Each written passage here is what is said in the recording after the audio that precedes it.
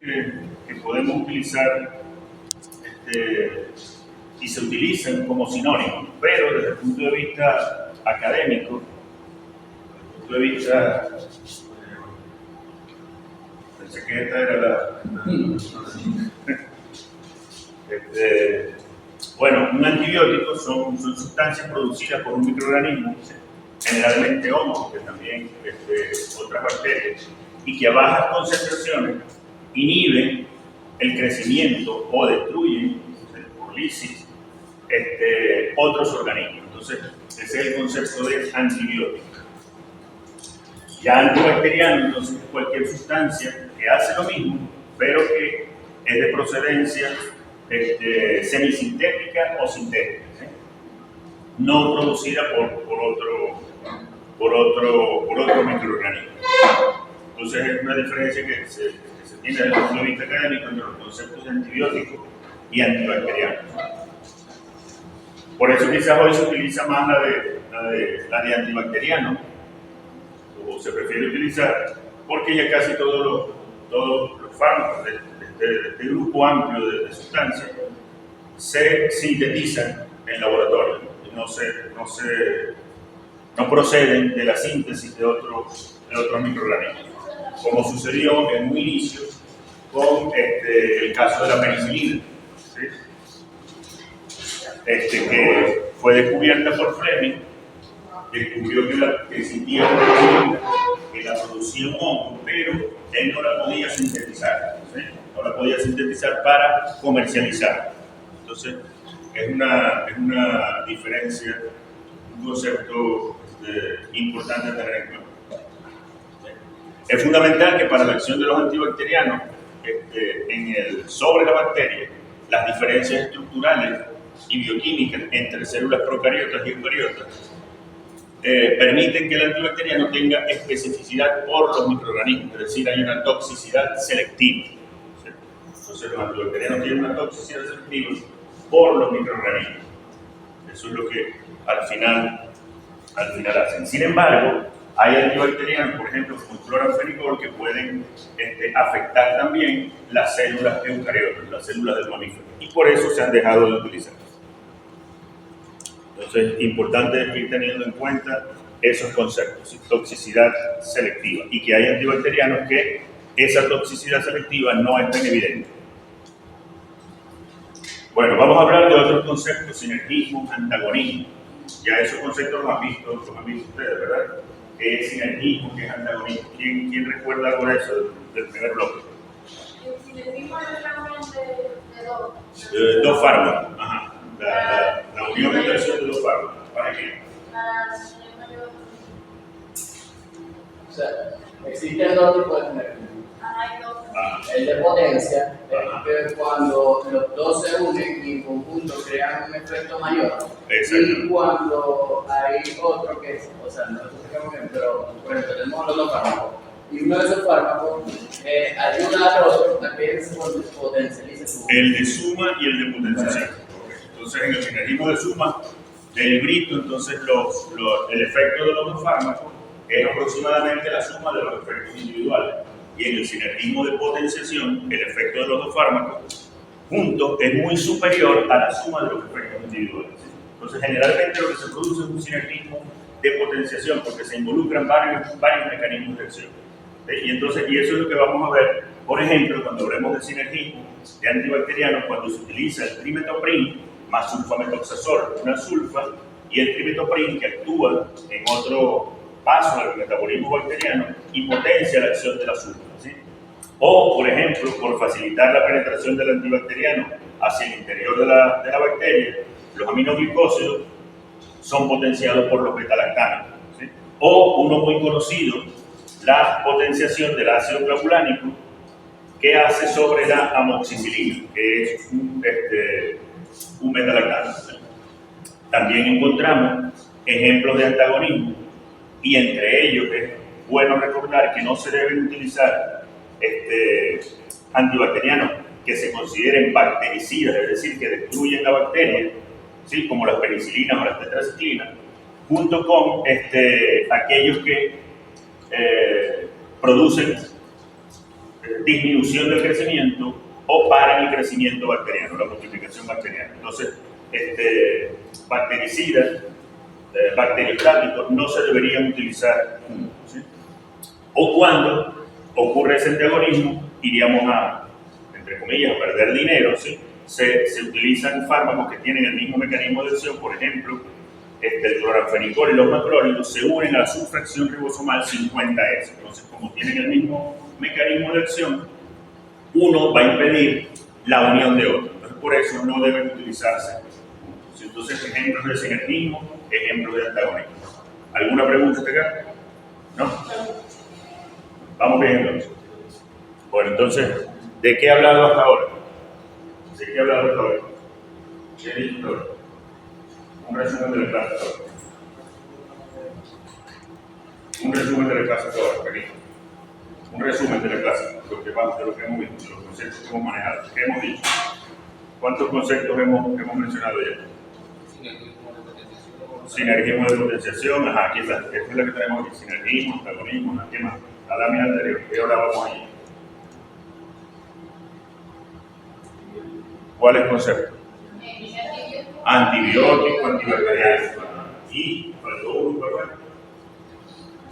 ¿Por qué los antibacterianos actúan sobre la bacteria y no sobre la célula mamífera? Porque hay toxicidad selectiva. Entonces vamos a ir recordando esos conceptos, ¿sí?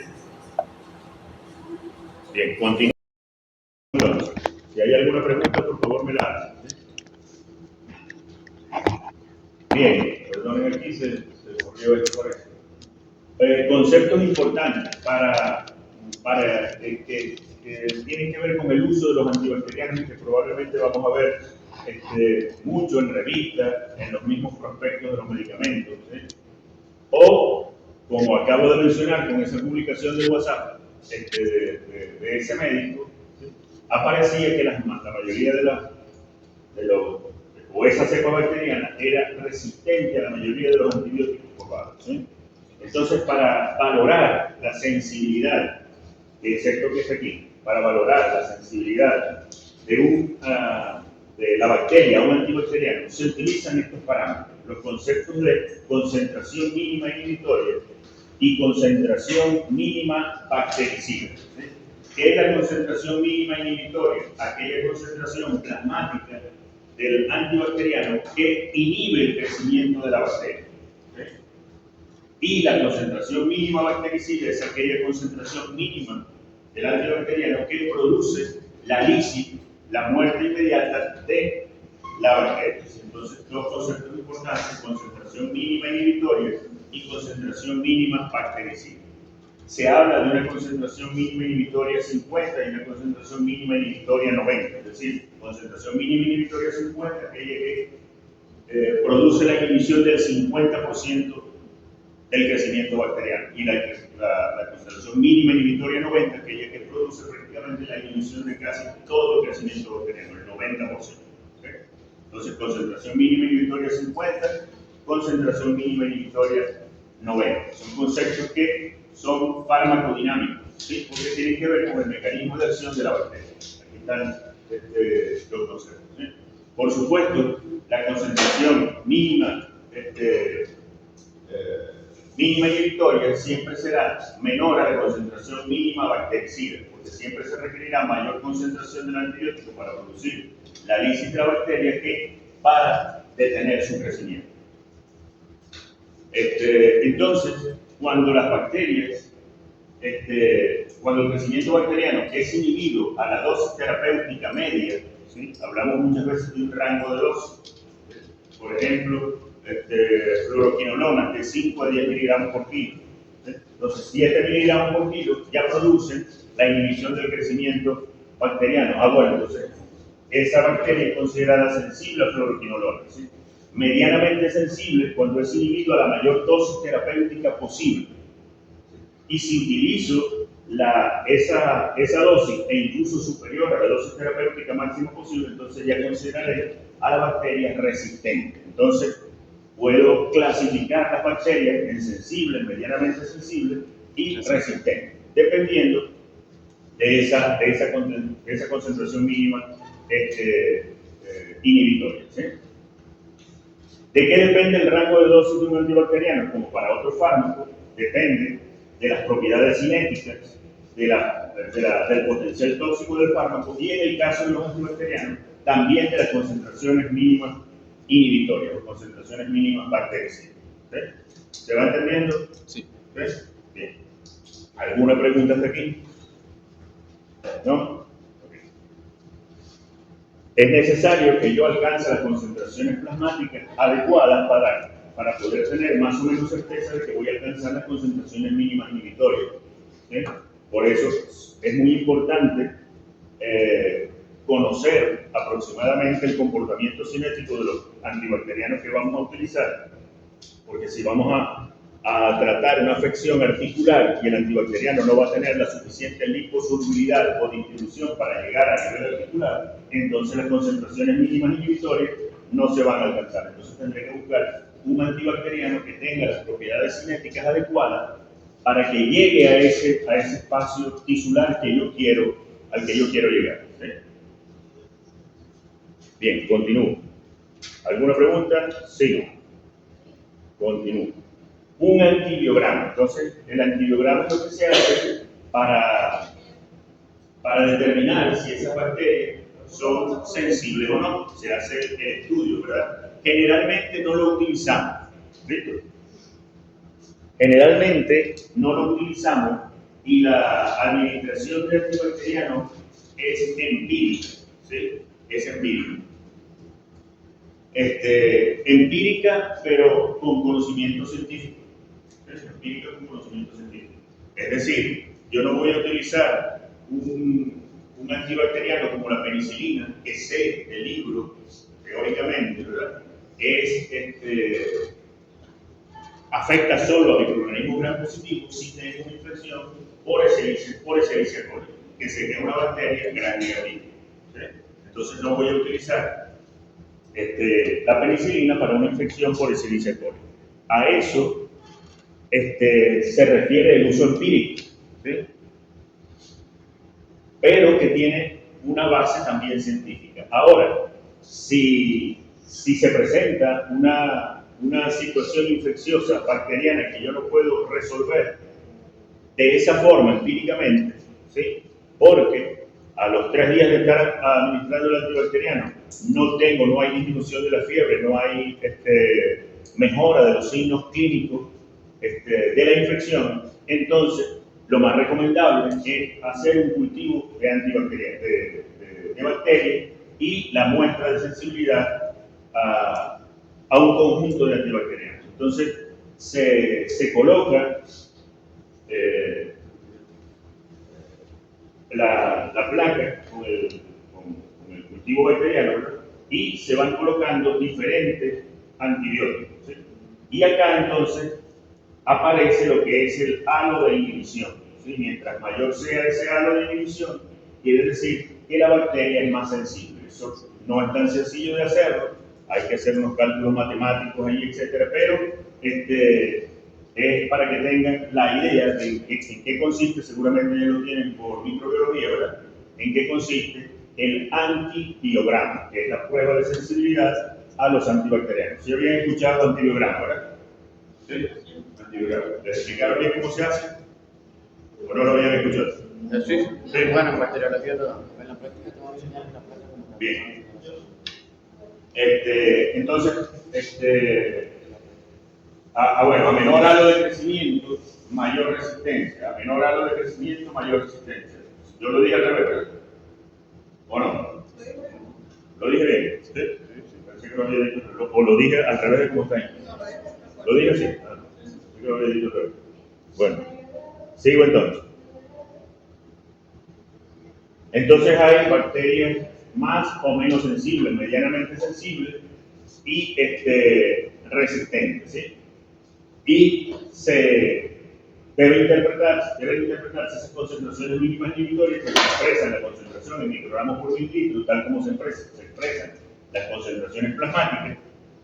Entonces, estas concentraciones deberían poder ser alcanzadas del fármaco en el torrente circulatorio y por tanto también el tejido al que quiero llegar, ¿sí? Entonces se clasifican las bacterias en sensibles, medianamente sensibles y resistentes de acuerdo al antibiograma.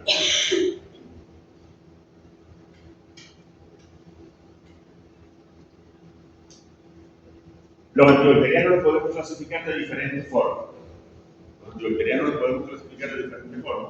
Ya mencionamos que hay algunos biológicos o naturales, de origen natural, como el cloranfenicol, la penicilina, ¿sí?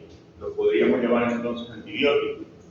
Semisintéticos, donde esa fórmula, donde esa estructura química inicial se modifica químicamente para buscar o cambiar las propiedades cinéticas o modificar las propiedades farmacodinámicas, ¿sí? Cualquiera de las dos cosas.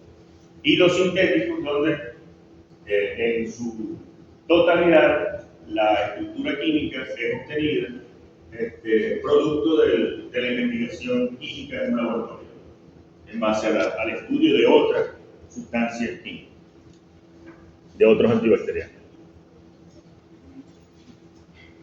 Un concepto o conceptos muy importantes, aquí está otro, el de bacteriolítico, ¿no?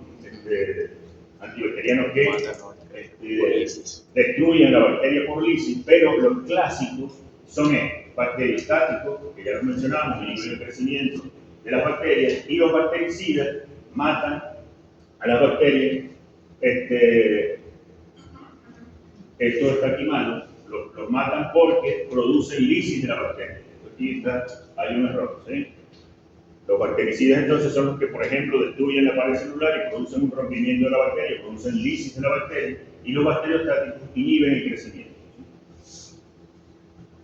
Entonces son conceptos importantes. ¿Cómo? ¿Cuál sería la diferencia entonces con el de abajo? Bactericidad y bacteriolítico. Si ambos lisan. Bueno, si me lo pregunta así, pues yo como que no encuentro mucho la diferencia. Por eso descarto este concepto, ¿no?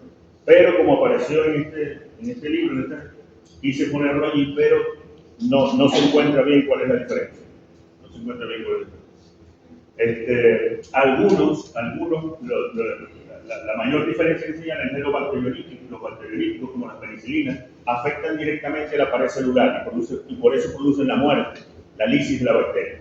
Los bactericidas incluyen algunos inhibidores de la síntesis proteica que no producen destrucción de la pared celular, pero también producen la muerte de la bacteria por otro mecanismo de acción, ¿sí?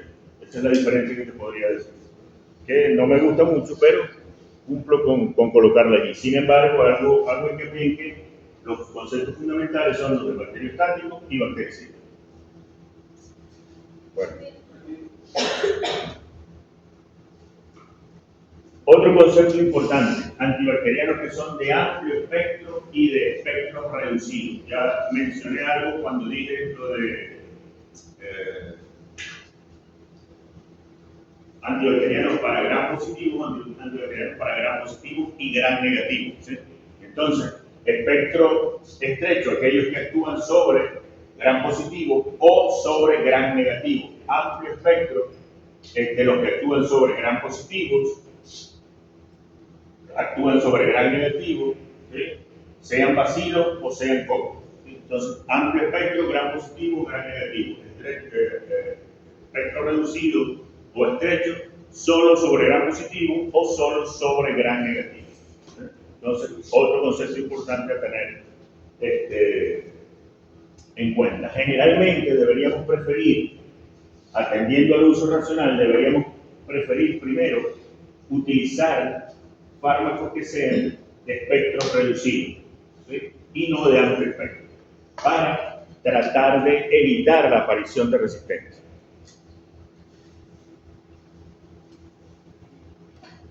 También lo podemos clasificar por su mecanismo de acción, los que alteran la síntesis de la pared celular, ¿sí? Los que alteran la síntesis de la estructura de la membrana citoplasmática,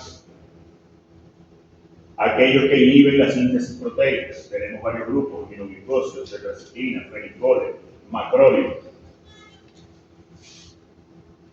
Los que inhiben la síntesis del ADN, los que interfieren con el metabolismo intermediario, como en el caso del azúcar, ¿sí? Entonces, tenemos varias potenciales clasificaciones de los antibacterianos. Bueno, entonces después de esta breve introducción, ¿sí? Entonces vamos a comenzar con el estudio de los antibacterianos. ¿Quién me menciona lo último que mencioné en las dos últimas láminas? A ver, sobre la clasificación de los antibacterianos. ¿Cómo los podemos clasificar? ¿Cómo lo podemos clasificar? ¿Cómo lo podemos clasificar? Sí. Naturales, sintéticos. Naturales, sintéticos, semisintéticos. Otra más, otra clasificación. De acuerdo a su efecto. Efecto amplio, efecto reducido. Otra más. Por su mecanismo de acción. Por su mecanismo de acción. Dime un mecanismo de acción de lo que mencionamos. Eso es por la forma en que actúan sobre la bacteria, ¿no? Bactericidas bacteriostáticos. Los mecanismos de acción inhiben la síntesis de la pared celular, inhiben la síntesis proteica, etc. Bien, entonces estos son los principales grupos de antibacterianos que vamos a ver. No los vamos a ver todos, ¿sí? Y ya con esto tenemos bastantes, ¿sí? La sulfa, los antibacterianos que actúan sobre la pared celular, tenemos penicilinas, aminopenicilinas, cefalosporinas. Los inhibidores de la síntesis proteica, que hay varios, actúan en diferentes sitios del ribosoma, tetraciclinas, aminoglicósidos, fenicoles y macrólidos.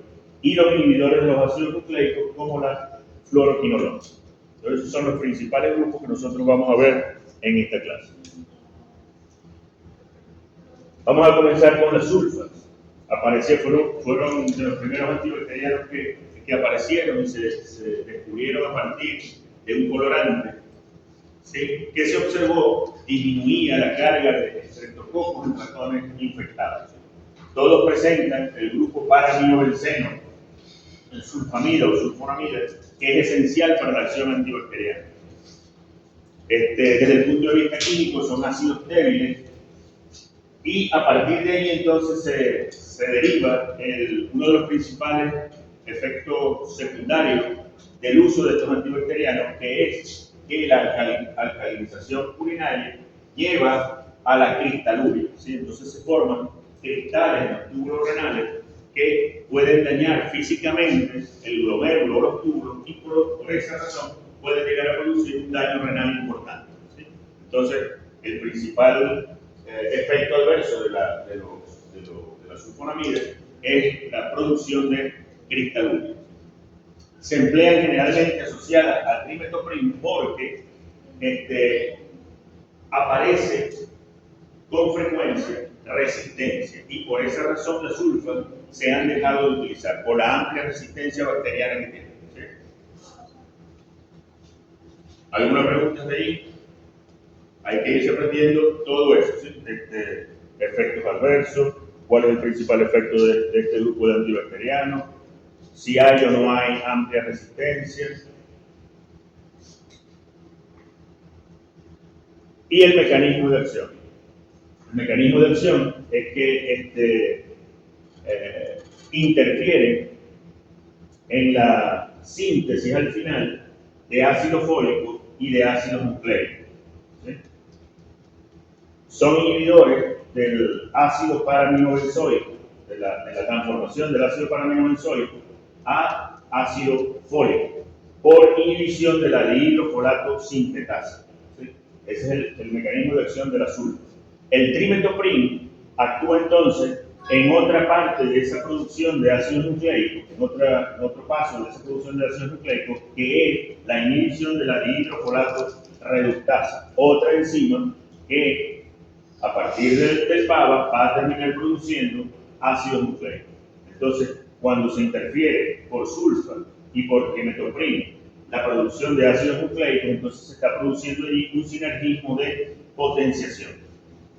Ya esto lo habíamos mencionado, la mayor afinidad de la sulfa por la dihidrofolato reductasa bacteriana hace que tenga una toxicidad selectiva. ¿Se entiende eso?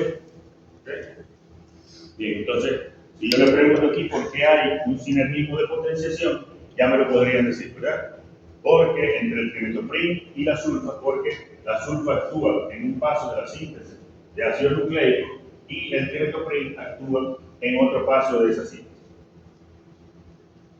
Continúo. Entonces nos tenemos que comenzar a aprender algunas sulfas, ¿sí? Sulfaquinoxalina y algunas características de su acción, ¿no? Sobre todo se utiliza para acción local, por ejemplo como antidiarreico o como agente antibacteriano tópico, ¿sí? Las sulfas en general tienen amplio volumen de distribución y pueden llegar a sitios relativamente poco irrigados, ¿sí? Como la próstata, articulaciones, ojos, ¿sí? Y también a otros como que tienen barreras, como la placenta o el sistema nervioso central, ¿sí? Una combinación muy conocida con trimetopril es la del sulfametoxazol, que se conoce como clotrimazol. Atención, no confundir con el clotrimazol, que es un antimicótico. El clotrimazol es un antimicótico, el clotrimazol es un antibacteriano. La sulfadiazina argénica se utiliza sobre todo para aplicación tópica. Todas se metabolizan vía hepática, ¿sí? Entonces, a pesar de que tienen un buen espectro de acción, ¿sí? Y tienen un amplio volumen de distribución, se puede administrar vía oral en todas las especies, ¿sí? El problema de las sulfas es que hay amplia resistencia por diversos mecanismos, pero hay amplia resistencia a las sulfas. Por eso han sido desplazados en su uso en el tratamiento de infecciones de diversos tipos, ¿no?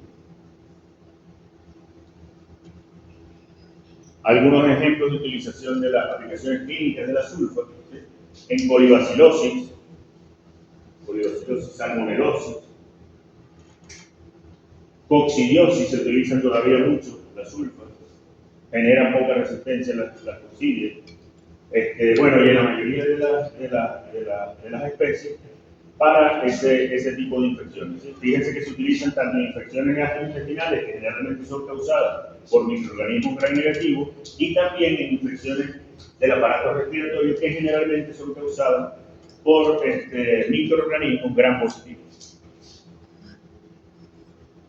Ejemplos de combinaciones farmacéuticas que implican la administración de sulfa. Fíjense que podemos analizar el prospecto, la etiqueta de este medicamento, se menciona como antidiarreico, ¿sí? Entonces vemos que tiene sulfaguanidina más trimetopril, tiene neomicina, que es otro antibacteriano del grupo de los aminoglicósidos que no se absorbe, permanece en el tracto gastrointestinal y ahí ejerce el efecto antibacteriano. Y también tiene caolín y pectina, que debieron escucharlo en el tema de gastrointestinal. ¿Lo recuerdan? Caolín, pectina y bismuto, que son caolín, pectina y bismuto. ¿Cuál es el mecanismo de acción? En la cabeza de uno tiene que estar, cuando lee eso, tiene que venirse todo eso a la memoria, ¿no? Cómo actúa, tiene efecto antibacteriano, es un efecto antidiarreico, cómo es el efecto antidiarreico, etcétera, etcétera, etcétera. Caolín, pectina y bismuto. El bismuto no es un antidiarreico igual que ácido. Puede funcionar como un protector de la mucosa. Protector de la mucosa, exactamente. Protector de la mucosa.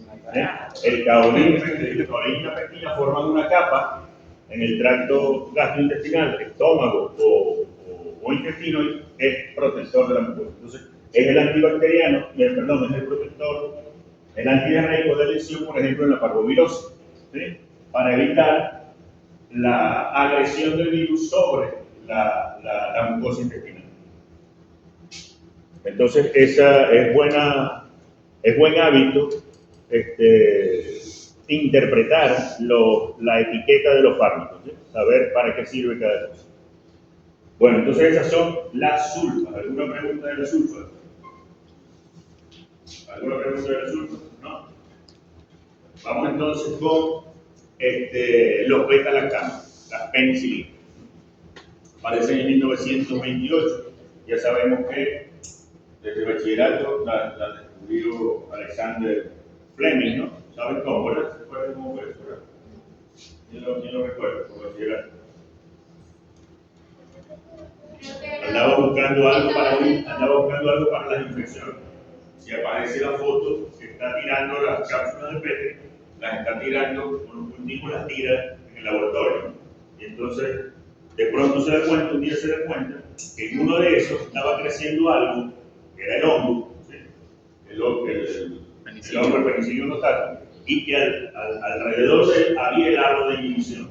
Entonces se preguntó qué estaba pasando y empezó a estudiar ese hongo y se dio cuenta que tenía una sustancia antibiótica. Posteriormente, les había mencionado que él no lo pudo comercializar porque no pudo hacerlo en gran cantidad desde el punto de vista químico, pero sí lo comercializaron Chang y Flores a partir de 1940. Como característica, esto para la Segunda Guerra Mundial aproximadamente. Como característica, las penicilinas tienen total inactividad frente a gran negativo y son inestables en el pH ácido del estómago. Además de eso, son más o menos fácil inactivados por las beta-lactamasas. ¿Qué son las beta-lactamasas? Son enzimas producidas por las bacterias que rompen la estructura química, el anillo beta-lactámico, y al romperse el anillo beta-lactámico, entonces se pierde la actividad antibacteriana. Es esencial, así como en la sulfa, era esencial su estructura, esa parte de la estructura química. En el caso de los beta-lactámicos, esta porción de la estructura química es indispensable que esté íntegra para que tenga la actividad antibacteriana.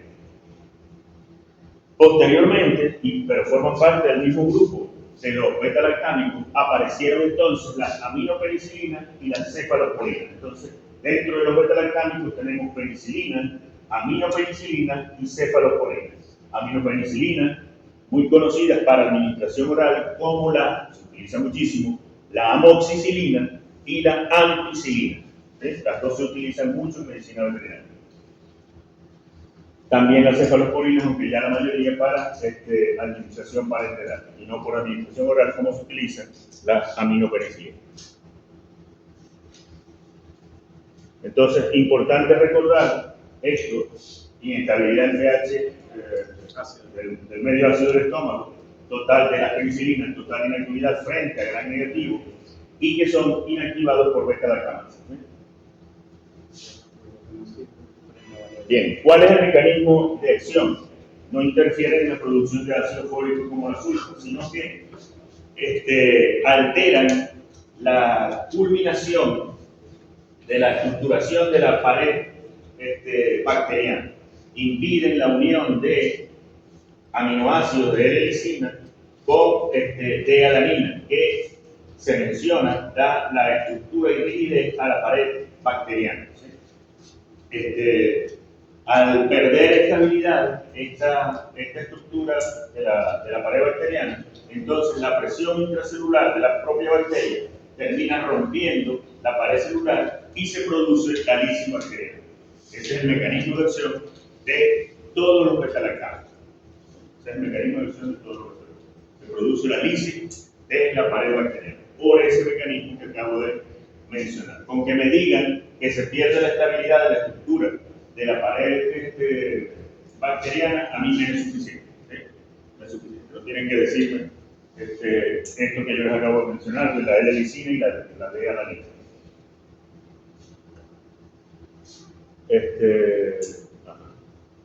Continúo. Bueno, algunos efectos farmacocinéticos, ya he mencionado algunos, ¿sí? Sin embargo, aunque las penicilinas se administran vía parenteral, otros como las aminopenicilinas y las cefalosporinas se pueden administrar vía oral, porque se fue modificando la molécula precisamente para que no ocurriese la inactivación por el pH ácido del estómago. Las penicilinas tienen baja biodisponibilidad por vía oral, también un bajo volumen de distribución y una semivida plasmática de eliminación relativamente corta, es decir, el efecto pasa rápido, aunque hay penicilinas de larga acción. El compuesto, que es muy importante, se excreta generalmente inalterado en orina, es decir, no se metaboliza a nivel hepático, se elimina sin metabolización por orina. Por eso, importante que el compuesto se elimina inalterado el orina. Y esto es importante desde el punto de vista de la terapéutica que nosotros podemos hacer, ¿sí? Porque si hay un paciente que tenga insuficiencia hepática, entonces la penicilina sería un antibacteriano de elección, porque no requiere metabolismo hepático. No así la fluoroquinolona. Si hay un paciente con insuficiencia hepática, la fluoroquinolona no debería ser un antibacteriano de elección, porque se metaboliza a nivel hepático. ¿Sí? Eso es importante recordar. ¿Alguna pregunta hasta aquí? ¿Alguna pregunta? Nada, entendemos. Bajo volumen de distribución, baja biodisponibilidad oral, ¿sí? Administración parenteral de las penicilinas. Entendemos todo eso. Continuamos. Bien, efecto terapéutico de las penicilinas. Microorganismos gram positivos, ¿sí? Las penicilinas pueden ser sódica, potásica o benzaquímica, que es la penicilina de larga acción, y la penicilina 5, que se promocionó en un principio como no inactivada por beta-lactamasa. ¿Sí? Se promocionó en un principio como no inactivada por beta-lactamasa. Y pero eso pasó relativamente rápido, ¿sí? Ese boom, digamos así, y ya no se utiliza tanto. Se tuvo que recurrir a otros fármacos como la cefalosporina. ¿Cuáles son las principales aplicaciones clínicas de las penicilinas? En piómetra, en abscesos, en infecciones urinarias causadas por microorganismos gram positivos, faringitis por estreptococo, mastítica, ¿sí? Todas generalmente causadas por gram positivo. ¿Alguna pregunta? ¿No? Entonces la penicilina se utiliza sobre todo en infecciones causadas por microorganismos gram positivos. Parece una cosa tonta, pero hay que recordarlo, ¿sí? ¿Y por qué coloco aquí estafilococo con signo de interrogación? ¿Por qué colocaré ahí estafilococo con signo de interrogación? Si es un microorganismo gram positivo. Porque los estafilococos son de las bacterias que producen más rápidamente beta-lactamasa y entonces se hacen rápidamente resistentes a la acción de las penicilinas. Y esa característica se va a utilizar después para clasificar incluso las penicilinas resistentes o no, los estafilococos resistentes o no a las penicilinas, ¿sí? Entonces, eso es importante también. Como ven, hay muchas cosas importantes. El principal efecto tóxico de todos los aminoglicósidos es la anafilaxia. ¿Qué es la anafilaxia? ¿Quién sabe qué es la anafilaxia? No se acuerda. ¿Qué es la anafilaxia? ¿Quién la define? ¿Cómo? Un shock de hipersensibilidad que se caracteriza por complicaciones respiratorias, dificultad para respirar, broncoconstricción. ¿Qué más? Broncoconstricción, inflamación también, las mucosidades respiratorias. Broncoconstricción, ya lo habíamos mencionado. Otra cosa importante que se produce en el shock anafiláctico, que culmina con algo muy grave que genera edema necrótico, que hace que el paciente deba ser intubado. Inflamación, más o menos. Una respuesta alérgica. Hipotensión, ¿sí? Hipotensión. Entonces el shock anafiláctico cursa con broncoconstricción, hipotensión y pudiera llegar a la edema necrótica. Bien. ¿Alguna pregunta acá? Aplicaciones clínicas, principales efectos tóxicos, efecto terapéutico de la penicilina, algunos ejemplos de penicilina.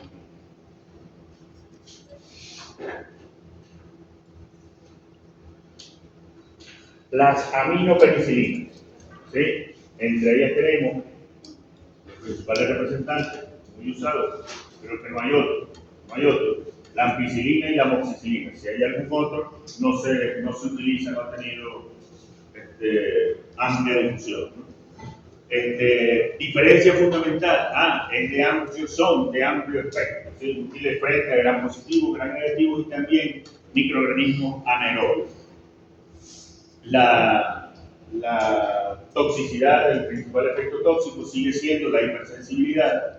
¿Sí? Si es hipersensible a penicilina, también va a ser a amoxicilina y también va a ser a cefalexina. Entonces, si hay hipersensibilidad a la penicilina, no podemos administrar beta-lactam. No deberían administrarse beta-lactam. Ahora, si la administración, por ejemplo, de ampicilina vemos que no produce ninguna reacción de hipersensibilidad, entonces pudiéramos administrar penicilina u otro beta-lactámico sin ningún problema. ¿Sí?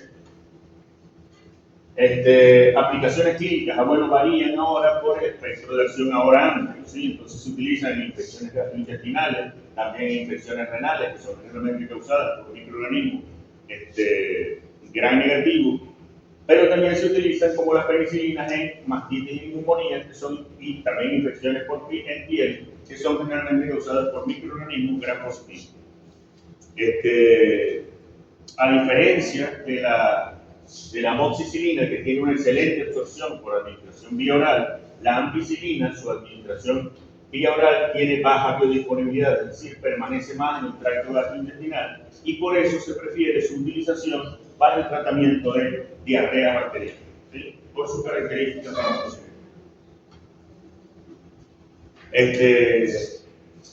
Sabemos qué quiere decir esto, ¿verdad? Se refería a la F. Creo que este tema no lo di yo en esta ocasión, pero ¿a qué se refiere la F? No recuerdo bien. O sea, no recuerdo si di o no di el tema, creo que no, pero ¿saben a qué se refiere ese parámetro que mencioné? No, biodisponibilidad, ¿no? Entonces, ¿qué es la biodisponibilidad? ¿Qué es la biodisponibilidad?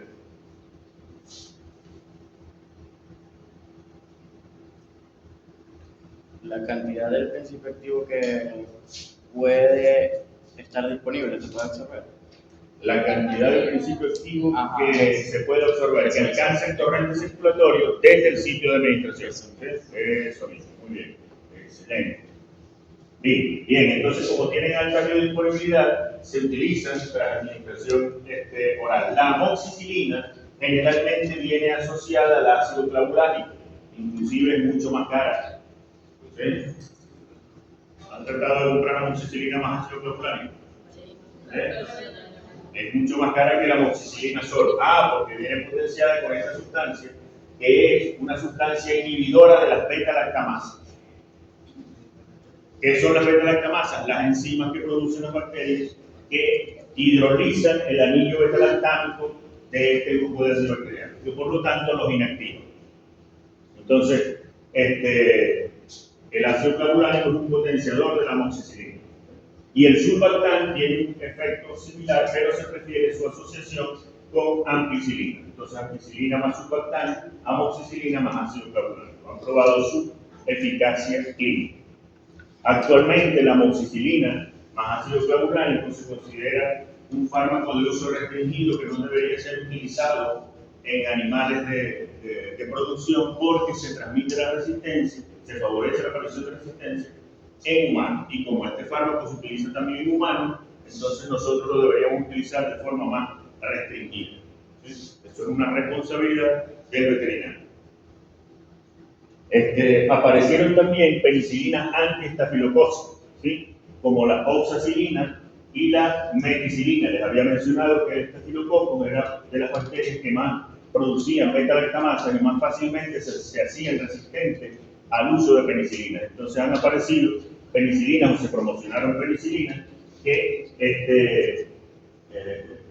no eran inhibidas por esta beta-lactamasa, pero que con el tiempo siempre apareció la resistencia, y lo que actualmente se utilizan estas penicilinas es para clasificar a los estafilococos en resistentes o no a meticilina o a oxacilina, para decidirse en un estudio de antibiograma qué antibacteriano se va a utilizar.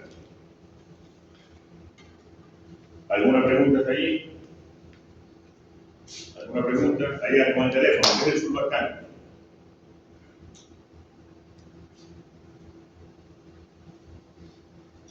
¿Qué es el sulbactam? Allá, al final, ¿qué es el sulbactam?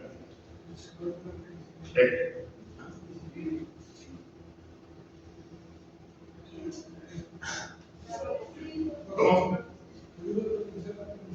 Ayuda a potenciar la penicilina.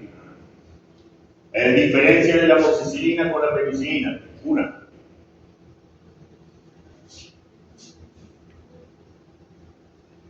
Diferencia de la amoxicilina con la penicilina. La amoxicilina es la pared celular. Y esto también tiene el mismo mecanismo de acción. Los dos son beta-lactámicos, tienen el mismo mecanismo de acción. Diferencia de la amoxicilina con la penicilina. ¿Quién me dice uno? Yo.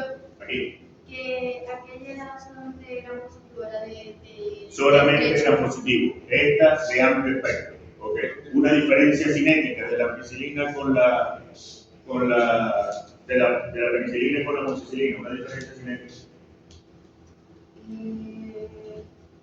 ¿Cómo cinética? Cinética, desde el punto de vista de absorción, distribución, metabolismo y eliminación, que determina la forma de administración. La penicilina era se eliminaba parenteral. Parenteralmente, ¿por qué? Por la disponibilidad, ¿no? Porque se inactivaba si se administraba por vía oral, se inactivaba por el pH ácido del estómago. En cambio, las aminopenicilinas sí se pueden administrar por vía oral, no son inactivadas por el pH ácido del estómago. Entonces, estamos en la clase, vamos estudiando de una vez. Entonces tienen. Sí, vaya haciendo las preguntas de los exámenes aquí mismo, para que se quede grabado. La metabolización ¿Cómo? renal. Esta sí tiene lo de la metabolización renal. Exacto, una buena observación. Esta, así como la cefalosporina, sobre todo de la segunda, tercera y cuarta generación, se metabolizan más vía hepática. En cambio, las penicilinas, su eliminación siempre inalterada por vía renal. ¿Sí? Una buena observación, se me había olvidado eso. Continuamos. Cefalosporina, otros nombres que aprenderse. ¿Sí? Ya llevamos varios. Penicilina G, penicilina benzatínica, penicilina potásica, son del grupo de la penicilina, amoxicilina, ampicilina, del grupo de la aminopenicilina, oxacilina y meticilina, son las penicilinas antiestamilofósicas. Y ahora tenemos cefadroxilo, cefalotina, ¿verdad? Cefaclor, cefuroxima, cefotaxima, ceftiofur, que es muy utilizada en medicina veterinaria, todas son cefalosporinas. ¿Sí? Todo eso hay que aprender. Terrible. Bien, son de amplio espectro las cefalosporinas, inclusive las de primera generación, ¿sí? Aunque comparadas, por supuesto, con cefalosporinas de tercera generación, su acción sobre gran negativo, por ejemplo, de un cefadroxilo, que es de primera generación, comparada con un ceftiofur, que es de tercera generación, el amplio espectro es más para las de tercera generación que para las de primera generación. Entonces, primera generación es útil para bacterias gram positivas y en algunos casos para infecciones causadas por gram negativo. En cambio, el ceftiofur, si el amplio espectro ya es más marcado y será útil en infecciones o potencialmente útil en infecciones por microorganismos gram positivos, gram negativo frente a lo que el cefadroxilo no tiene actividad. ¿Sí? Entonces, esas diferencias en el espectro de acción de acuerdo a la generación de la cefalosporina. La toxicidad sigue siendo la misma, reacciones de hipersensibilidad, y dependiendo de la generación, más hacia la tercera generación, son útiles frente a microorganismos que produzcan beta-lactamasa. Ya había mencionado lo de la efectividad frente a bacterias gram negativas.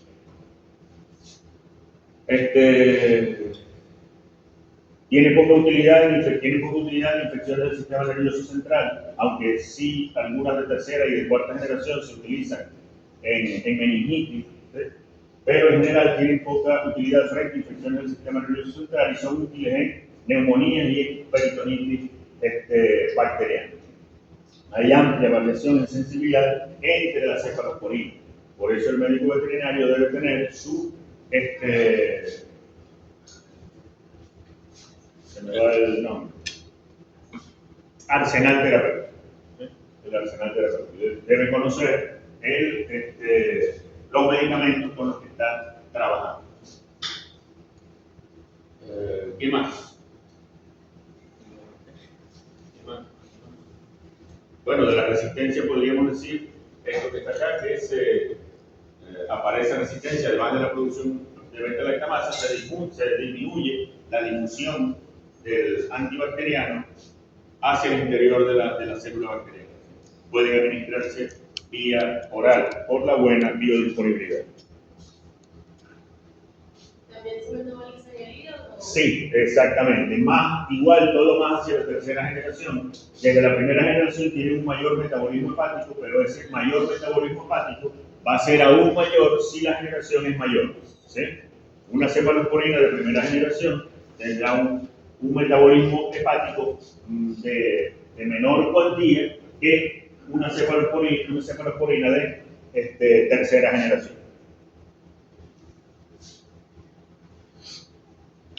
Bien, algunas variaciones en la actividad de la cefalosporina, dependiendo de si es primera, segunda, tercera o cuarta generación. Las crucecitas indican que esa actividad, el número de cruces, es mayor. Entonces, por ejemplo, una de primera generación es activo frente a microorganismos que producen beta-lactamasa, pero aseguramos esa actividad con una cefalosporina que sea de una generación posterior. Esa actividad antibacteriana frente a microorganismos que produzcan beta-lactamasa será mayor. ¿Sí? En la primera generación no tenemos actividad frente a gran negativo todavía, pero sí, ya en la cuarta tenemos actividad frente a microorganismos gran negativo. Esas son cosas que no debemos recordar por lo menos en su concepto, ¿no? Bien, aquí tenemos ejemplos no sabe bien, de medicamentos que tienen penicilina procaínica, benzatínica, streptomicina. La ampicilina del laboratorio Calo, no sé si existe todavía ese laboratorio, para administración oral. Y vamos con otro grupo que ya pertenece, grupo, a los que alteran la síntesis proteica. Entonces, ¿cuántos grupos de antibacterianos hemos visto? ¿Cuáles son? Las sulfas y los beta-lactámicos. ¿Qué diferencia hay en el espectro de acción entre las sulfas y los beta-lactámicos? Básicamente, o entre las sulfas y las penicilinas. A ver. ¿Qué diferencia hay? Las sulfas sí se metabolizan en el hígado. Las sulfas se metabolizan en el hígado, las penicilinas no. Pero las penicilinas sí. ¿Quién me está hablando? Las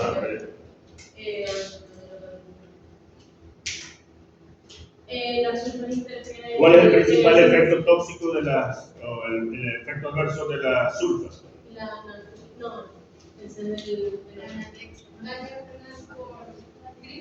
La cristaluria.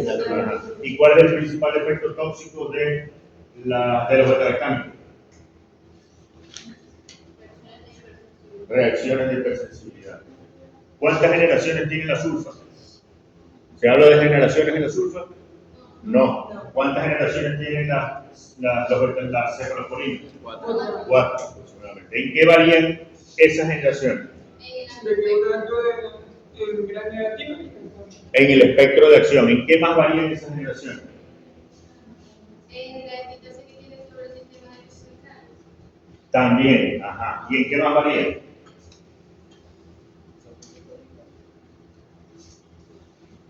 Bien, para el examen voy a poner un cuadro con algunas de esas características. ¿Sí? Con algunas de esas características. No voy a hacer examen de verdadero y falso. Voy a hacer un examen. ¿Lo tiene ahí, señor? No lo tengo aquí. Este es para otro grupo de estudiantes. Voy a hacer un examen, algo así. Y hay que escribir bastante. ¿Sí? Así que atención. Están advertidos. Tengo otro tema para la semana que viene. Ay, Atención. Quizás se me ocurra, aunque ustedes son más inteligentes que los otros a los que les doy clases, quizás se me ocurra pasarles el examen alguna hora antes o algunas 2 horas, tal como lo hice con este grupo de estudiantes. Excelente, Con los que excelente. tengo examen ahora. Ya nos va a ver aquí a las 6 de la mañana todo. Y el profe, los quiero aquí a las 10, nosotros a las 6. Bueno, Bueno, todo el examen de la niña. continuamos entonces. Antibacterianos que actúan sobre inhibiendo la síntesis proteica. Entonces tenemos varios grupos: tetraciclinas, aminoglicósidos, fenicoles y macróleos, todos muy utilizados y muy importantes. Las tetraciclinas son antibacterianos que inhiben la síntesis proteica, son fundamentalmente bacteriostáticos, son fundamentalmente bacteriostáticos, que están formados por 4 anillos, es una molécula grande, ¿sí? Denominados A, B, C, D en línea, ¿sí? Y que de forma característica estos antibacterianos precipitan en presencia de iones positivos, ¿sí? De cationes, como el aluminio y el calcio. Entonces, por eso no se deben administrar, si se van a administrar vía oral, no deben administrarse con alimentos que contengan ese tipo de cationes, porque se disminuye su biodisponibilidad, ¿sí? Actúan, con que me digan esto, actúan en la subfracción ribosomal 30S, inhibiendo la síntesis proteica. Para mí ya es suficiente, ¿sí? Las células eucariotas, mamíferos, no transportan eficazmente las tetraciclinas hacia el interior de la célula, y por lo tanto es el mecanismo que se menciona y justifica la toxicidad selectiva de las tetraciclinas. La resistencia puede ser por diversas causas, ¿no? Disminución del transporte activo, aumento de la expulsión del antibacteriano desde el interior de la célula bacteriana, ambos producidos por proteínas transportadoras. Pero tengo una pregunta. Yo había leído anteriormente de que la oxitociclina tenía afinidad por el calcio y no se podía colocar Tiene afinidad, no. O sea, la estructura química hace que se una a esos cationes positivos y precipita. ¿Sí? Bueno, por eso no se debe administrar. Eso tiene algo que ver con que si uno le llega antibióticos a animales lactantes en producción. Claro, puede ser, claro. Sí. En cambio, Esa pregunta siempre me la hacen. No hay una explicación definitiva para eso. Porque cuando a vacas que se están ordeñando, ¿verdad?, se le administra un antibiótico y disminuye la producción de leche. Entonces, esa pudiera ser una explicación, pudiera ser una justificación. y en el caso de los del Septifur, que es un Septifur, es una cepa corriente. sí, no le dije cuánto tiene afinidad por calcio, nada por. No, pero produce lo mismo. ¿También por eso? No sé, te pregunto. Habría observado, porque en el semestre pasado y hace tiempo ya, gente que tiene ganado, entonces no, le administro cualquier antibacteriano y disminuye la producción de antibacterianos. Entonces, no hay una explicación para eso. Simplemente, en el caso de las tetraciclinas, te puedo decir eso, que queda el calcio, y en el caso de los antibacterianos, la manipulación, el estrés que se produce del animal puede llevar a esa disminución de la producción láctea. Yo he colocado oxidacina años atrás y he visto que la vaca baja la producción bastante y le ponen una subida producción. Pero también y con una vaca le he colocado Septifur, baja la producción como 2 semanas y después otra vez producción normal. Bueno, puede ser que entonces ahí se esté sumando definitivamente este efecto, ¿sí? Pero como te digo, son especulaciones hasta cierto punto, no hay una explicación científica definitiva para eso, para por qué sucede esa baja en la producción. Pero ocurre. O sea que Lo ideal sería no administrar tratamiento farmacológico durante la lactancia. sí, pero se ve mucho en la casa de los animales de la metritis y es Claro. es muy común y bueno, yo me he colocado por eso. ¿Vos tenés animales? Te recomendaría en un animal lactante más el Septifur que el de disciplina. Claro. Y de hecho, ¿cómo lo que había decir? No, yo estaba preguntando por qué manera a la disciplina cuesta $12 y el Septifur 32 o 40 dólares. Es mucho más caro. Pero es más caro que la tetraciclina, claro. Y la pregunta tenía casi la misma acción, pero no, te vi que mejor. Entonces sería mejor el futuro, aunque gastéis más. Sí, pero vale la pena. Inclusive con las tetraciclinas en los libros, en casi todos los libros que se pueden revisar de farmacología, con la oxitetraciclina, se menciona que hay amplia resistencia. Sin embargo, para nosotros sigue siendo un antibacteriano útil. ¿Por qué sigue siendo un antibacteriano útil? La explicación es que nosotros tenemos crías más extensivas de ganado, ¿sí? No tenemos crías intensivas. Entonces, una cría intensiva de ganado es más fácil, como si estuviese en un hospital, que aparezca la resistencia a que si hay una cría intensiva. Entonces, esa es una explicación de por qué la oxitetraciclina sigue siendo un antibacteriano útil para nosotros desde el punto de vista de la relativamente poca resistencia a los antibacterianos. ¿Sí? A ese antibacteriano. Bien, continúo entonces.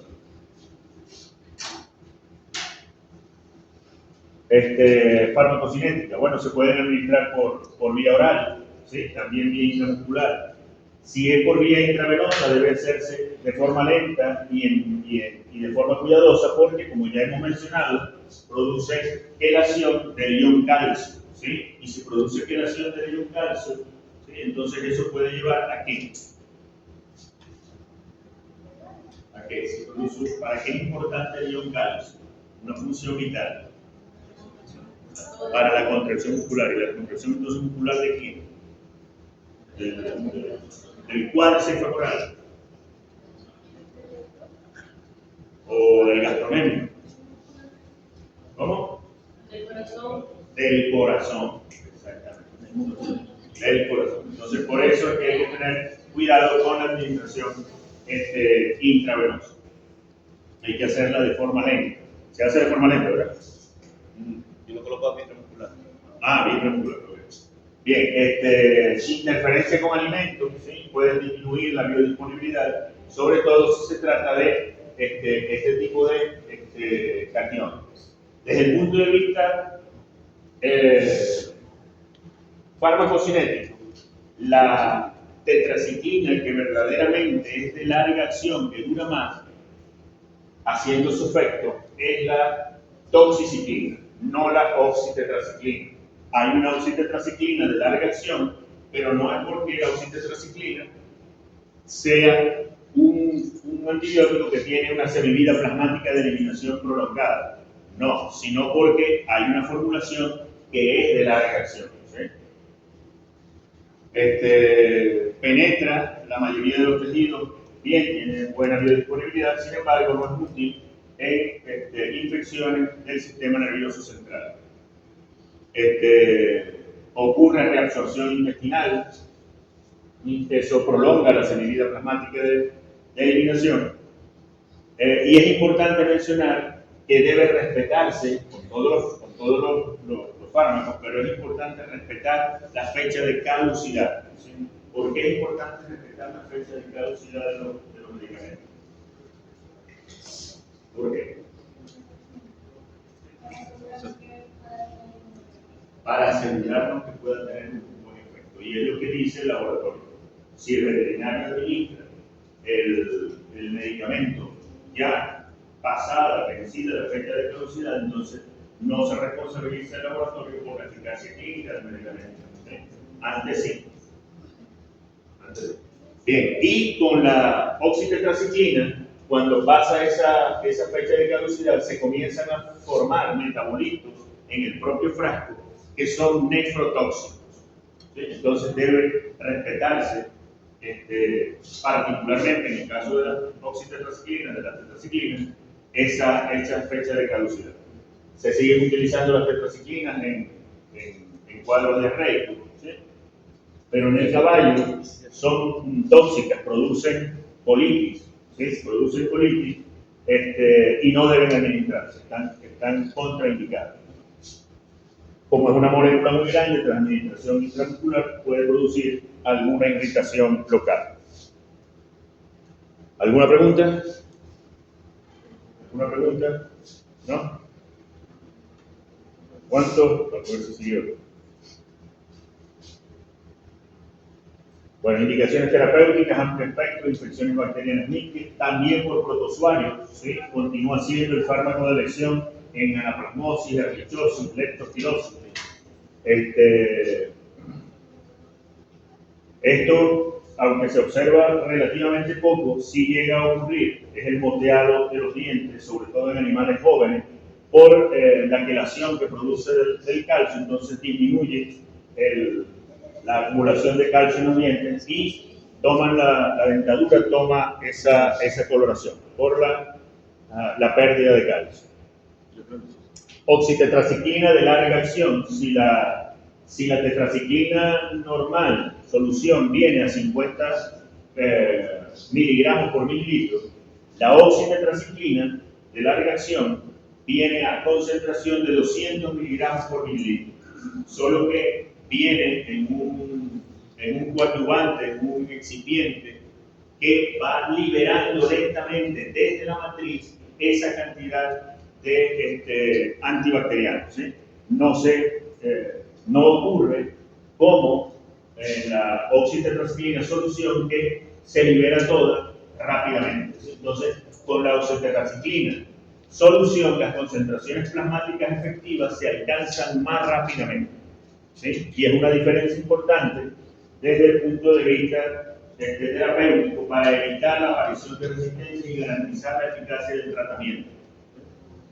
Porque si me dejo de administrar la oxitetraciclina de larga acción por 1, 2, 3 días, entonces me voy a tardar más en llegar a las concentraciones plasmáticas terapéuticas porque se va a estar liberando lentamente desde la matriz del vehículo en que va colocado el antibiótico. Entonces, las concentraciones plasmáticas terapéuticas tardan más en alcanzarse. Si yo me tardé en colocar esa oxitetraciclina de larga acción, entonces, y las concentraciones plasmáticas bajaron por debajo de la terapéutica, yo me voy a tardar más en alcanzar otra vez las concentraciones plasmáticas terapéuticas. Voy a dar un mayor periodo de oportunidad a las bacterias para que hagan resistencia, porque van a estar más bajas, van a estar por debajo de las concentraciones plasmáticas terapéuticas durante más tiempo. No sucede lo mismo con la solución. Por eso se menciona la posibilidad terapéutica de hacer una combinación de tetraciclina solución y tetraciclina de larga acción cuando se trata de cuadros infecciosos agudos. ¿Sí? No comenzar de una vez con oxitetraciclina de larga acción, sino comenzar con una solución y después de larga acción. ¿Sí? ¿Se entendió todo este enredo que dije? Sí. ¿Sí? La de larga acción, ¿cómo es la solución? O sea, ¿qué es lo que hace que se prolongue el efecto? Primero la concentración. ¿Sí? Por mililitro es 200 en la de larga acción y 50 en la otra. Ahora, el vehículo que se utiliza, ¿sí? Es un vehículo oleoso generalmente, ¿sí? Y que se libera desde esa matriz oleosa más lentamente el principio activo. ¿Sí? Eso, hay estudios farmacocinéticos o in vitro para calcular más o menos cuál es esa tasa de liberación desde la matriz que se está utilizando como vehículo. Y eso corresponde no a la farmacología, sino a la farmacéutica, que es la ciencia que estudia la elaboración de la forma farmacéutica. Entonces sería la de acción inmediata, por así decirlo, sería una solución acuosa y la otra sería Exacto. Oxitetraciclina solución y la otra sería de la reacción que ya sabemos la diferencia que tiene. ¿Sí? ¿Me entendí? Bien, continúo entonces. A ver. ¿Cuántos grupos de antibacterianos hemos visto entonces hasta ahora? ¿Quién lo dice? ¿Cuántos grupos de antibacterianos hemos visto? Sulfa. ¿Quién me lo nombra? Sulfa. penicilina, tetraciclina, Los beta-lactámicos, ¿cuál es más? La tetraciclina. El mecanismo de acción de la tetraciclina, ¿cuál es? Inhibición de la síntesis proteica. Inhibición de la síntesis proteica. ¿Cómo se clasificaban las tetraciclinas? ¿Cómo las clasificaban? De corta acción, la oxitetraciclina, y de larga acción, la muy utilizada en pequeños animales para la ehrlichiosis, la doxiciclina. Pequeños animales. Por eso es que la oxitetracitina se utiliza para tratar la artritis, administrar a ver, me voy a confundir, se administra diariamente, ¿verdad? Por 14 días. Mientras que la doxiciclina, el espacio entre las dosis es más prolongado, ¿verdad? Me confundí, o diría que estoy confundido.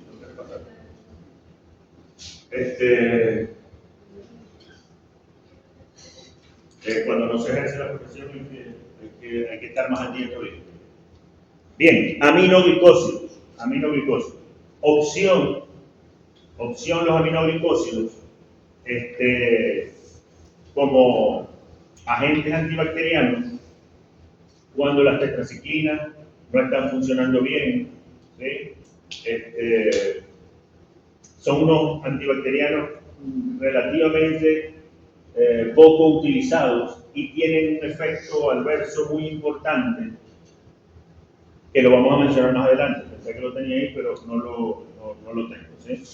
Ejemplos de aminoglicósidos, hay que comenzar a aprendérselos: estreptomicina, dihidroestreptomicina, canamicina, amigdacina, gentamicina, neomicina, apramicina, varios aminoglicósidos que hay que manejar. Una cefalosporina, de la que mencionamos.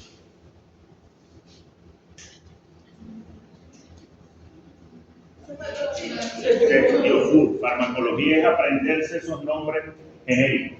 ¿Sí? Farmacología es aprenderse los nombres genéricos. Bien, con que me digan esto, me es suficiente a mí. Inhibe la síntesis proteica en la subfracción ribosomal 30S, son considerados bactericidas. Son considerados bactericidas. Por el mecanismo de acción, el transporte hacia el interior bacteriano dependiente de oxígeno, entonces es particularmente activo frente a bacterias aerobias. ¿Sí?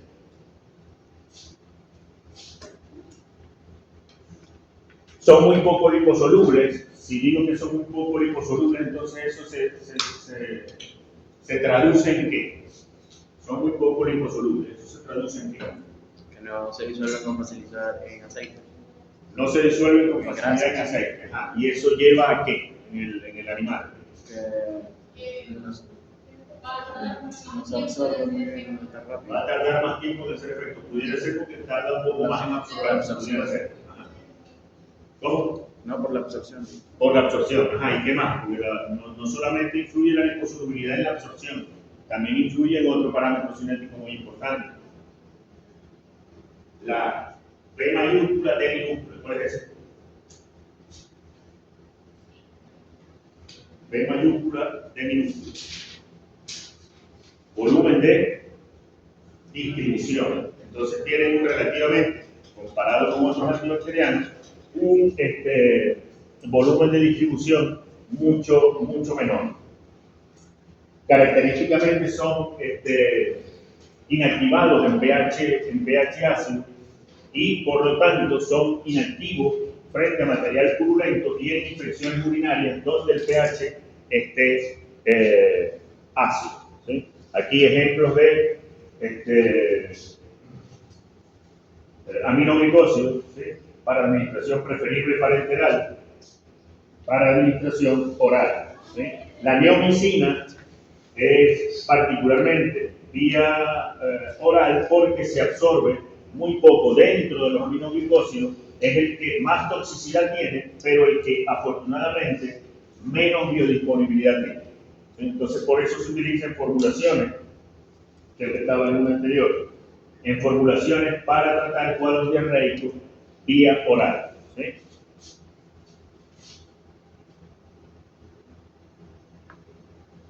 Bien, entonces indicaciones frente a gran negativo, bacterias aerobias, la estreptomicina, fármaco de elección del tratamiento de la leptospirosis. Bueno, yo les había mencionado la neomicina. Son fármacos como la amigdacina que si uno lee el prospecto del medicamento, dice que tiene un montón de efectos adversos. ¿Sí? La mayoría de esos efectos adversos mencionados, afortunadamente, no se dan. ¿Sí? Y el principal efecto tóxico que se menciona para todos los aminoglicósidos es el daño renal y el daño ototóxico, ¿sí? Por producir oxidación de células, tanto en riñón como en vestíbulo y cóclea, ¿sí? En el oído. Ese es el principal efecto adverso que se menciona.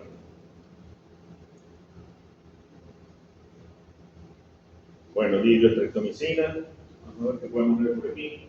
Fíjense aquí, les mencionaba que debía saberse más o menos interpretar la formulación que tienen los medicamentos. Entonces, por ejemplo, aquí leemos gentamicina, ya sabemos que es un aminoglicósido, son gotas óticas. ¿Sí? Clotrimazol, que es un antimicótico. Lidocaína, que es un anestésico local, ¿sí? Para tratar otitis en todo caso. Y la dexametasona, que es ¿qué?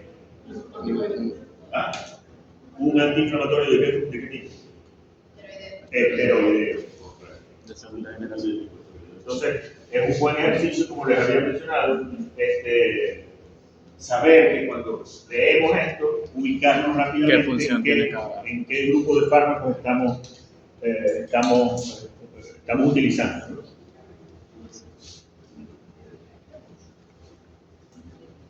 Bien, otro grupo de inhibidores de la síntesis proteica. ¿Cuáles son los otros dos inhibidores de la síntesis proteica que hemos visto? ¿Sí, las tetraciclinas y los aminoglucósidos, exactamente. Vienen ahora entonces los fenicoles. ¿Sí? Si el cloranfenicol no tuviese el efecto adverso que tiene, fuera uno de los mejores antibacterianos que existiese. ¿Sí? Fuera aislado inicialmente a partir del Streptomyces venezolana. ¿Sí?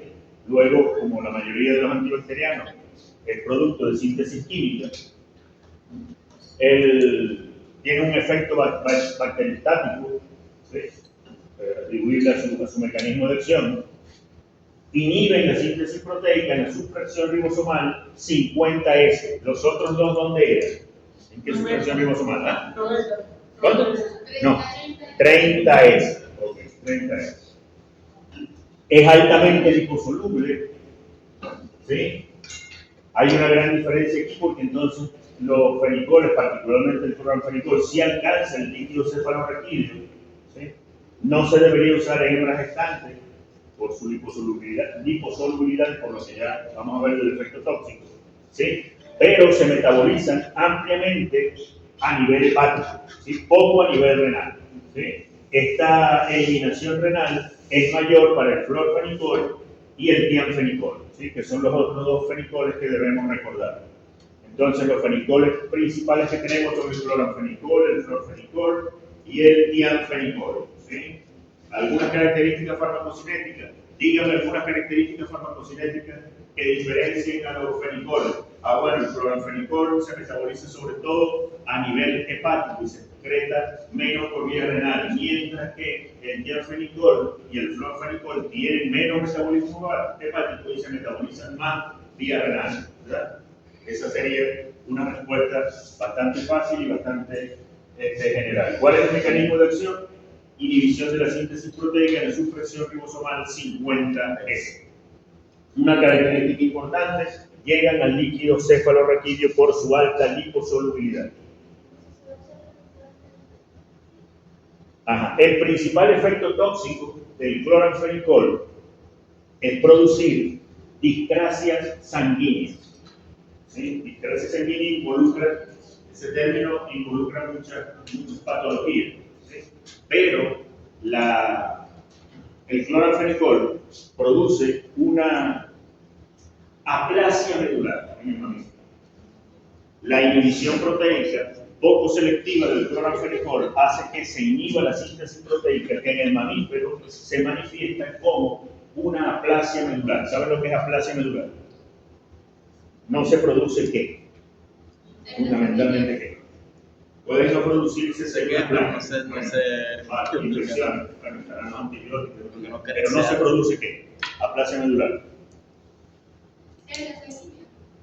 ¿Estáis durmiendo?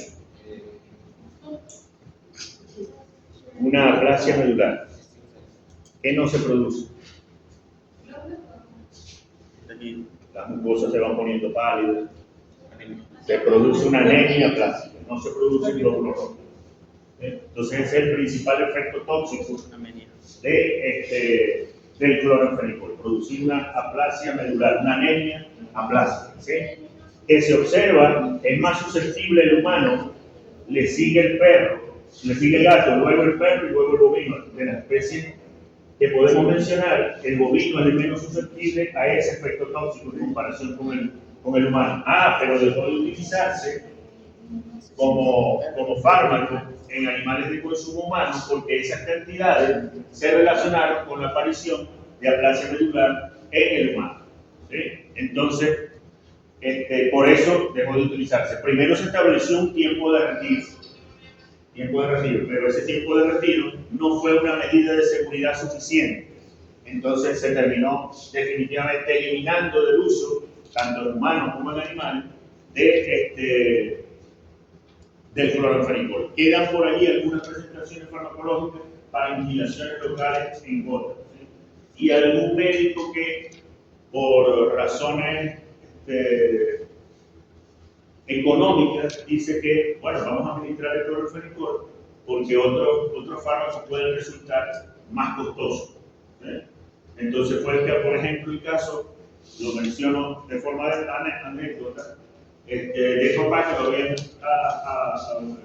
intervenido quirúrgicamente del apéndice, ¿sí? Y para tratar, porque casi tuvo una peritonitis, para tratar esa infección potencial, entonces veo la receta, el médico le había indicado cloranfenicol. Pero doctor, ¿cómo le va a colocar cloranfenicol? No, pero eso no se ve frecuentemente. No, pero no se lo voy a colocar. Potencialmente le puede producir una aplasia medular. Entonces, pero es que es muy costoso. Bueno, entonces, ¿por qué no? Yo no le voy a poner eso, ¿no? Y por eso es bueno saber farmacología, ¿sí?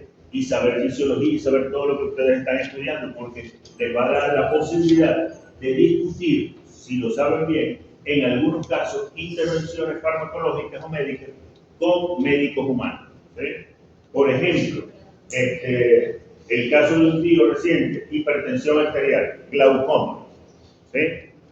Tenía hipertensión arterial y glaucoma. Entonces, sí, yo sé, para el glaucoma se utiliza, por ejemplo, acetazolamida, un diurético, que inhibe la anhidrasa carbónica, y por ese mecanismo disminuye la producción de humor acuoso, y por eso baja la presión intraocular. Y también se utiliza el manitol, pero tenía la presión alta, y si el manitol se administra para la presión intraocular por vía endovenosa, va a bajar la presión intraocular, pero va a tender a aumentar la presión arterial. Entonces le dije a la médico, doctora, yo no estoy de acuerdo con que le vaya a colocar manitol porque le puede aumentar la presión arterial.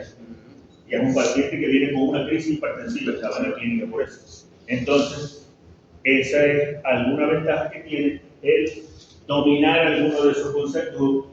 Yo no diría dominar, sabérselo así como me lo sé yo, de forma más o menos básica, ¿sí? Que no es muy complicado. Bien, aunque no crean, yo sé que no sé mucho, pero no crean que yo sé mucho tampoco, aunque esté aquí dando clases. Bien, hay muchas cosas por aprender.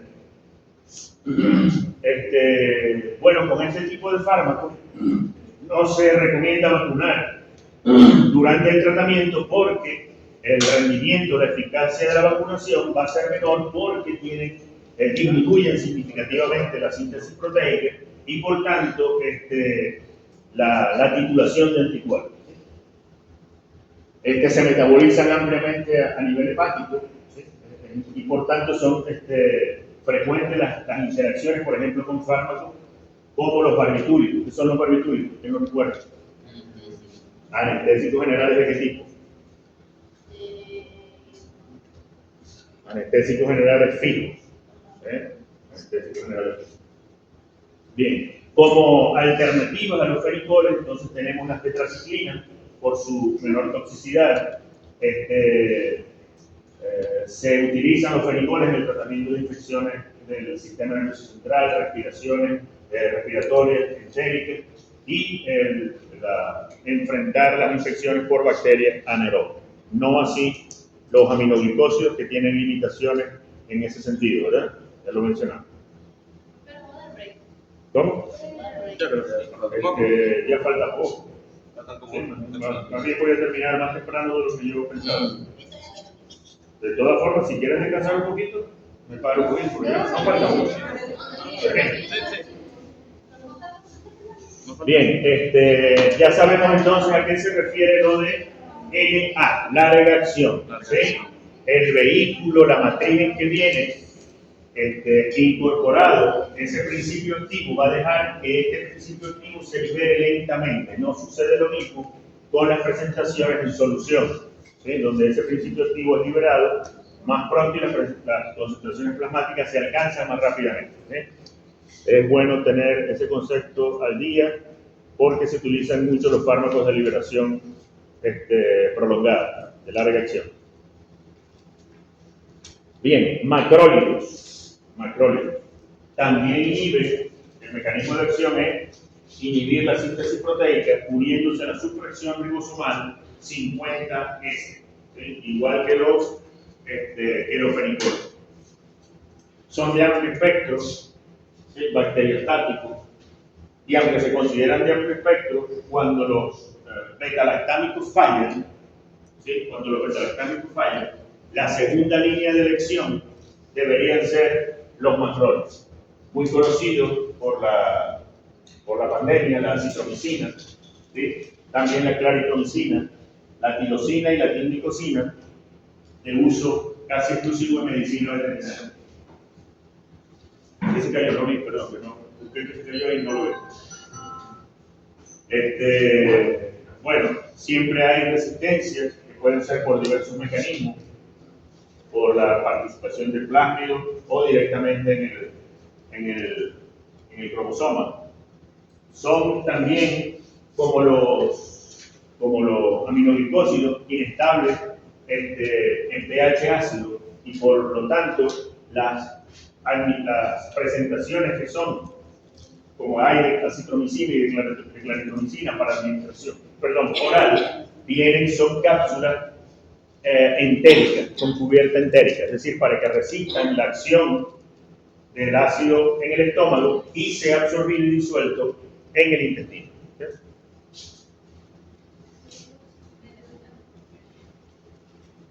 Bueno, ya esto se los acabo de mencionar. Administración, ¿qué es administración externa? Administración feroz o vía oral con cubierta entérica. Ya sabemos por qué es la cubierta entérica, por el tema de forma farmacéutica. ¿Sí?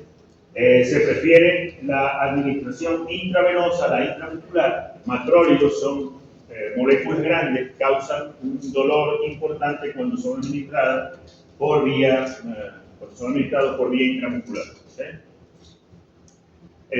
Como son estructuras de alto peso molecular, es difícil que lleguen al sistema nervioso central. Sin embargo, se consideran antibacterianos bastante seguros. ¿Sí?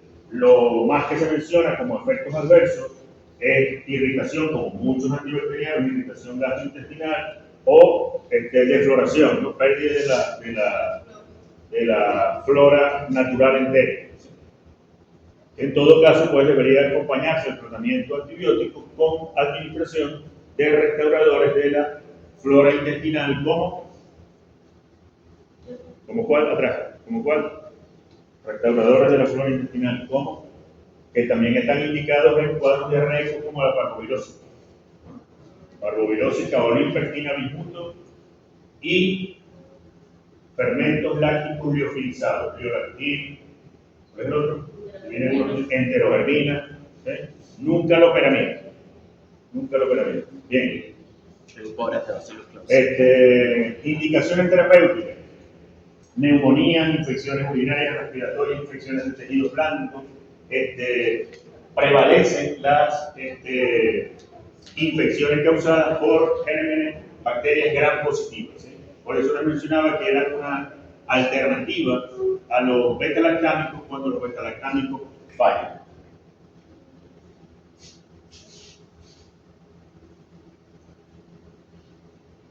Bien, un ejemplo de presentación de tilosina. La tilmicosina, así como las tetraciclinas, se menciona, puede quelar el calcio y por ese mecanismo puede ser también cardiotóxico.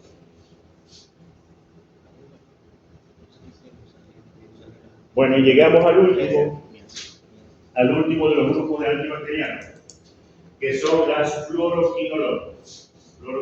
Muy utilizadas. Apareció primero la cloroquina, después vino el ácido nalidíxico, todavía ahí no se llamaban fluoroquinolonas, ¿sí? Pero sí tenían, hasta el ácido nalidíxico, tenía el mismo mecanismo de acción, que era evitar el enrollamiento y el superenrollamiento del ADN bacteriano, inhibiendo la ADN ligasa, dos enzimas, la ADN ligasa y la topoisomerasa 4. ¿Sí? Como el ADN no se puede enrollar, ¿sí? Es como si estuvieran enrollando un cable, una cabulla, lo comienza a enrollar y después ya está tan entorchado que entonces empieza como a girar sobre sí mismo y se empieza a entorchar más. Eso hace la ADN ligasa y la topoisomerasa 4. Una vez que ya no se puede enrollar más, así derechito, entonces comienza a superenrollarse, ¿sí? Por acción de esas dos enzimas.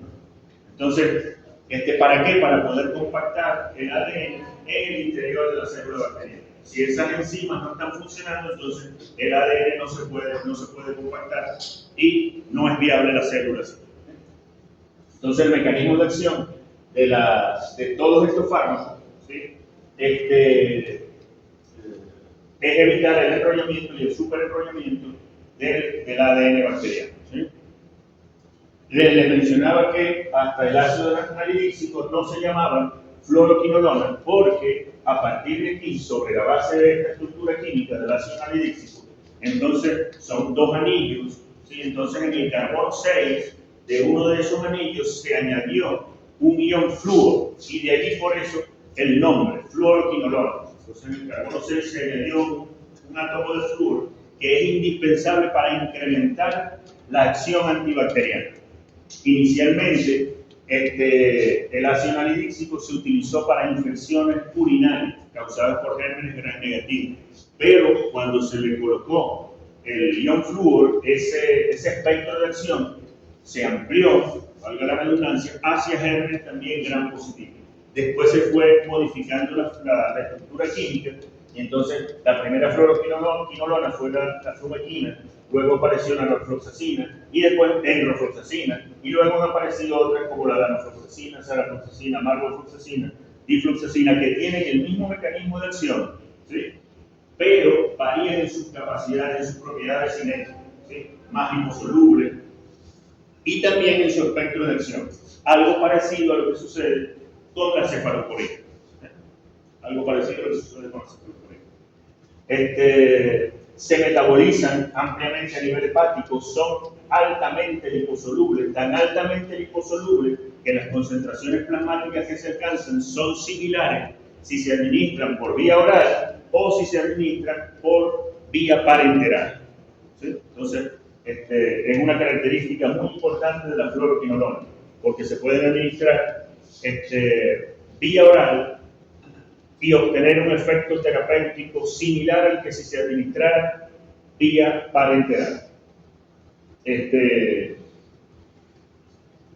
Puede producir quelación con iones positivos, alterar la flora gastrointestinal como cualquier otro antibacteriano. Frecuentes interacciones por metabolismo hepático, porque se metabolizan ampliamente a nivel hepático, ¿sí? Así como los fenicoles, pero por su alta liposolubilidad alcanzan concentraciones terapéuticas en líquidos como leche, líquido sinovial, tejido prostático, semen, tejido uterino y también sistema nervioso central. ¿Alguna pregunta hasta acá? ¿Alguna pregunta? el enrollamiento y el superenrollamiento del ADN. Que ya te dije que era como agarrar este cable, entonces primero se empieza a enrollar así, ¿verdad? Pero después se empieza a superenrollar. Entonces esto viene y hace así y se enrolla más. ¿Ves? ADN ginasa aquí, y ya cuando es así, entonces topoisomerasa 4. ¿Ves? Eso es más o menos lo que se describe. ¿Sí se entendió el ejemplo? Sí. Bien, uno de los principales efectos tóxicos, además ¿cómo se llama? De las interacciones metabólicas a nivel hepático, es el de la condrotoxicidad. ¿Sí? Se afecta el cartílago, la diáfisis o epífisis de crecimiento. La diáfisis. La diáfisis de crecimiento. Ajá, el hueso largo. Diáfisis, el crecimiento de los huesos, ¿sí? Se afecta por administración de las quinolonas. Por lo tanto, no se debe administrar en pacientes demostrado el canino que tengan menos de 18 meses. Como otros grupos de antibacterianos también pueden producir alteraciones gastrointestinales. Uno de los principales usos terapéuticos fue inicialmente el de las infecciones renales, pero ya posteriormente se utilizan ampliamente en infecciones causadas por bacterias gram positivos y patologías que se asocian a eso gástricos. Por ejemplo, neumonía.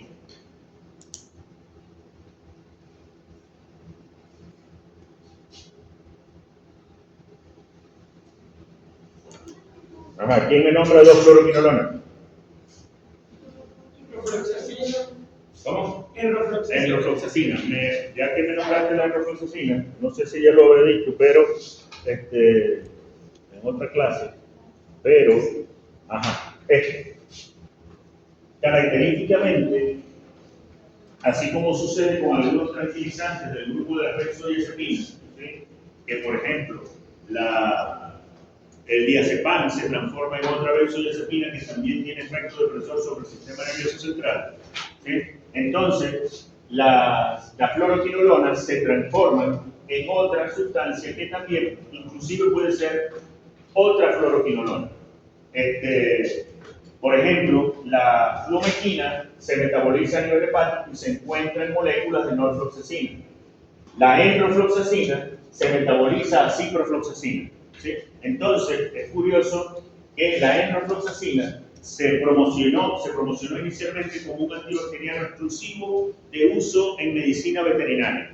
¿Y por qué de uso exclusivo en medicina veterinaria? Para que no causase resistencia en humanos por fluoroquinolonas que se utilizaban en medicina humana. Entonces, no, vamos a utilizar enrofloxacina de uso exclusivo en medicina veterinaria porque la ciprofloxacina se utiliza en medicina humana. Entonces no va a haber problema de resistencia en el humano por el uso de ciprofloxacina. Pero lo que no contaban los científicos es que el hígado, ¿sí?, iba a metabolizar la enrofloxacina e iba a aparecer ciprofloxacina. Entonces, por el uso de enrofloxacina en animales, también apareció resistencia a ciprofloxacina en el humano. ¿Sí?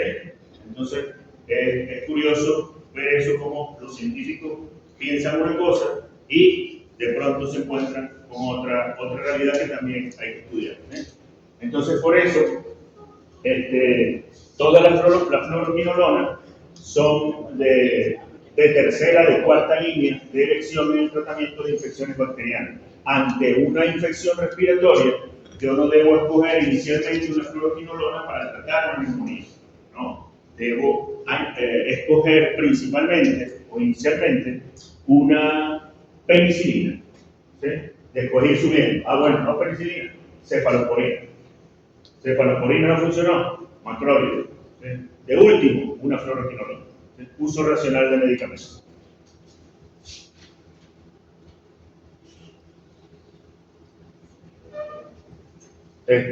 Tratamiento empírico, ¿sí?